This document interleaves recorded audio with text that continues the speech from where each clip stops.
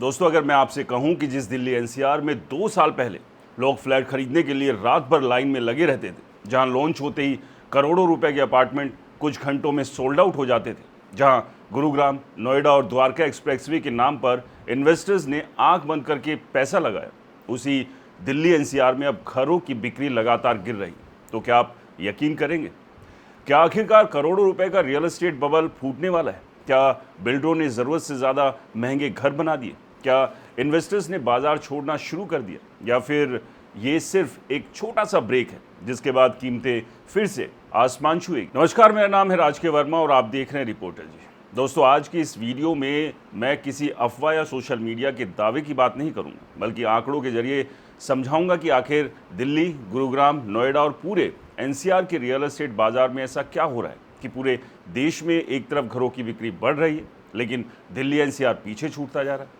और वीडियो के आखिर तक आपको ये भी पता चल जाएगा कि अगर आप आज घर खरीदने की सोच रहे हैं या प्रॉपर्टी में इन्वेस्ट करना चाहते हैं, तो अभी खरीदना चाहिए या इंतज़ार करना चाहिए, या फिर ये बाज़ार किसी बड़े करेक्शन की तरफ बढ़ रहा है। दोस्तों, सबसे पहले आंकड़ों को समझते हैं। हाल ही में जारी प्रॉप इक्विटी की रिपोर्ट के अनुसार भारत के टॉप 9 शहरों में क्वार्टर 2 2026 के दौरान कुल 1,12,458 घरों की बिक्री हुई, जो पिछले साल की तुलना में लगभग 19% ज़्यादा है। यानी देश का रियल एस्टेट बाजार कुल मिलाकर मजबूत बना हुआ है। बेंगलुरु में बिक्री 47%, हैदराबाद में 22%, चेन्नई में 18%, नवी मुंबई में 61% और मुंबई में 32%, पुणे में 9% और ठाणे में भी बढ़ोतरी दर्ज की गई। लेकिन जब बात दिल्ली एनसीआर की आती है तो तस्वीर पूरी तरह से बदल जाती है। यहाँ क्वार्टर 2 2026 में घरों की बिक्री घटकर करीब 10,082 यूनिट रह गई, जो पिछले साल इसी अवधि के दौरान लगभग 11,703 यूनिट थी, यानी सालाना आधार पर करीब 14% की गिरावट। वहीं तिमाही आधार पर भी बिक्री में लगभग 17% की कमी दर्ज हुई है। दूसरी ओर नई हाउसिंग सप्लाई भी करीब 6% तक घटकर 12,987 यूनिट रह गई। इसका मतलब सिर्फ खरीदार ही पीछे नहीं हटे, बल्कि डेवलपर्स भी पहले जितने आक्रामक तरीके से नए प्रोजेक्ट लॉन्च नहीं कर रहे। अब सबसे बड़ा सवाल यह है कि आखिर ऐसा क्या हुआ? क्या अचानक लोगों ने घर खरीदना बंद कर दिया? जवाब है नहीं। असली वजह है पिछले 2 सालों में आई असाधारण तेजी। याद कीजिए, कोविड के बाद दिल्ली एनसीआर का बाजार जिस रफ्तार से भागा, वैसी तेजी पिछले 1 दशक में शायद ही कभी देखने को मिली। गुरुग्राम की golf course road, golf course extension, new Gurugram, सोना रोड, द्वारका एक्सप्रेसवे और नोएडा एक्सप्रेसवे जैसे इलाकों में कई प्रोजेक्ट्स की कीमतें 30% नहीं, बल्कि 50 से 70 या उससे ज़्यादा बढ़ी। कुछ अल्ट्रा लग्जरी प्रोजेक्ट्स में तो कीमतें दोगुनी तक पहुंच गई। इन्वेस्टर्स ने सोचा कि कीमतें हमेशा इसी तरह बढ़ती रहेगी, लेकिन बाजार एक नियम है, कोई भी बाजार हमेशा एक ही डायरेक्शन में कभी नहीं चलता। जब कीमतें बहुत तेज़ी से ऊपर जाती है तो एक समय ऐसा आता है जब खरीदार रुककर सोचने लगता है। यही आज दिल्ली एनसीआर में देखने को मिल रहा है। जो इन्वेस्टर 2 साल पहले 2 करोड़ का फ्लैट खरीद कर बैठे थे, आज वो 3 करोड़ या उससे ज़्यादा की कीमत मांग रहे हैं। लेकिन सवाल ये है, क्या हर खरीदार इतनी कीमत देने को तैयार है?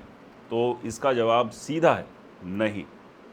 यही वजह है कि एंड यूज़र यानी वास्तव में रहने के लिए घर खरीदने वाले व्यक्ति अब वेट एंड वॉच मोड में चले गए। वो देखना चाहते हैं कि क्या कीमतें और बढ़ेगी या फिर कुछ नरमी आएगी। दूसरी तरफ इन्वेस्टर्स का एक वर्ग अब मुनाफा बुक कर रहा है, यानी जिसने कम कीमत पर घर खरीदा, अब वो बेचकर बाहर निकलना चाहता है। जब खरीदार कम हो जाए और बेचने वाले बढ़ने लगे तो बिक्री के आंकड़ों पर असर पड़ना स्वाभाविक है। दोस्तों, एक और इम्पॉर्टेंट कारण है अफोर्डेबिलिटी क्राइसिस, यानी घर आम आदमी की पहुंच से बाहर होता जा रहा है। पिछले 2 सालों में प्रॉपर्टी की कीमतें जिस तेज़ी से बढ़ी, उसी तेज़ी से लोगों की इनकम नहीं बढ़ी। ऊपर से होम लोन की ईएमआई भी अभी पूरी तरह सस्ती नहीं हुई। ऐसे में मिडिल क्लास परिवार सोच रहा है कि क्या अभी खरीदना सही रहेगा या कुछ समय इंतज़ार करना बेहतर होगा। दोस्तों, यही कारण है कि मिड सेगमेंट में मांग पहले जैसी मजबूत दिखाई नहीं दे रही, जबकि डेवलपर्स का बड़ा फोकस अब लग्जरी और अल्ट्रा लग्जरी प्रोजेक्ट्स पर है।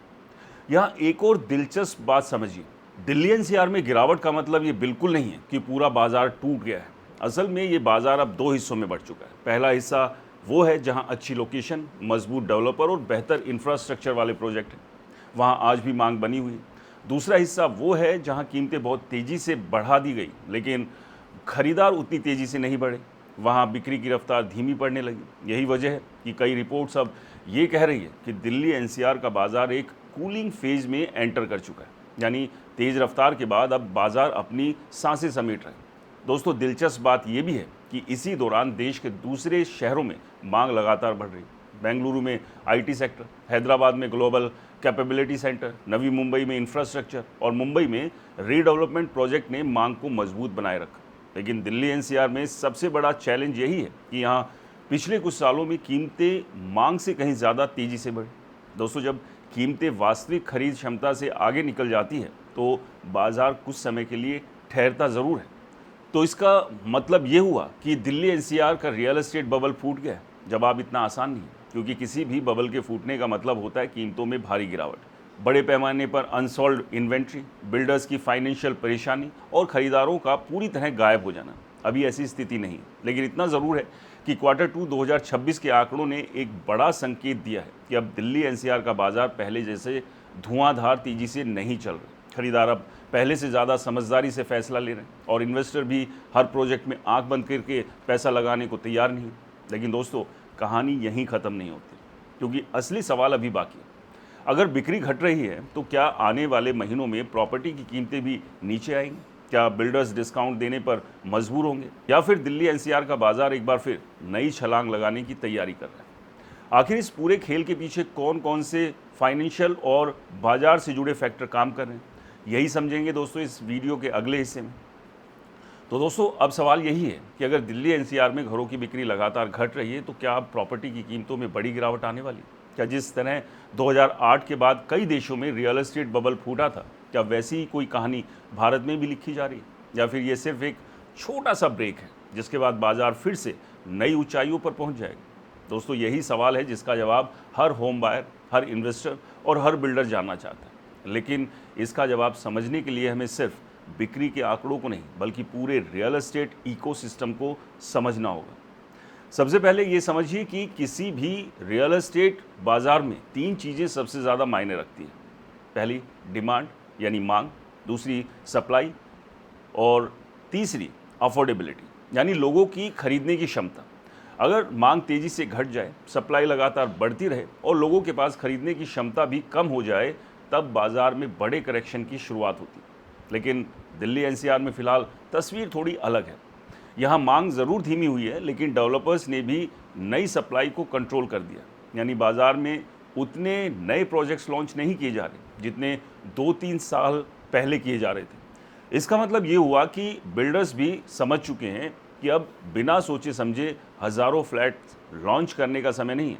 यही वजह है कि फ़िलहाल बड़े पैमाने पर कीमतें गिरने की संभावना कम दिखाई दे रही है, बल्कि कई बड़े डेवलपर्स कीमतें घटाने के बजाय लॉन्च टालना ज़्यादा पसंद कर रहे हैं। इसकी वजह भी साफ है। अगर कोई बिल्डर आज खुलेआम 15 से 20% का डिस्काउंट देता है तो उसके पहले से खरीदार बने ग्राहक भी सवाल उठाएंगे और पूरे प्रोजेक्ट की वैल्यू पर असर पड़ेगा। इसलिए आजकल डेवलपर्स सीधे कीमत कम नहीं करते, बल्कि flexible payment plans, no EMI offers, club membership, free parking, stamp duty benefits या इंटीरियर पैकेज जैसे ऑफर देकर खरीदारों को आकर्षित करने की कोशिश करते हैं। यानी कागज़ पर कीमत वही रहती है, लेकिन वास्तविक डील थोड़ी सस्ती हो जाती है। तो दोस्तों, फिलहाल अभी दिल्ली एनसीआर के मार्केट में यही चल रहा है।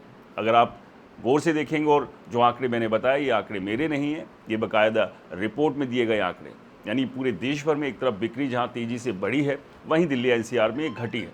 तो दोस्तों, आपका क्या मानना है? दिल्ली एनसीआर का बाज़ार के आने वाले समय में और सुस्ती के दौर में जाएगा या एक बार फिर से उठेगा? कमेंट कर अपनी राय ज़रूर बताएं। और क्या आप भी अपने लिए घर, एक फ्लैट लेने की सोच रहे हैं, और जब आप मार्केट में जाते हैं तो क्या औने पौने दामों में घर मिल रहे हैं, या फिर ऐसे दाम जिसके बारे में सोचकर आप अपना प्लान ही चेंज कर देते, यानी 2 करोड़, 3 करोड़, 4 करोड़, 5 करोड़? अपना अनुभव ज़रूर साझा करें, वीडियो को ज़्यादा से ज़्यादा लाइक करें, शेयर करें और आपके अपने चैनल को सब्सक्राइब और फॉलो करना बिल्कुल ना भूलें। मिलते हैं अगले वीडियो में रियल एस्टेट के नई खबरों और नए अपडेट्स के साथ। तब तक के लिए नमस्कार, जय हिंद।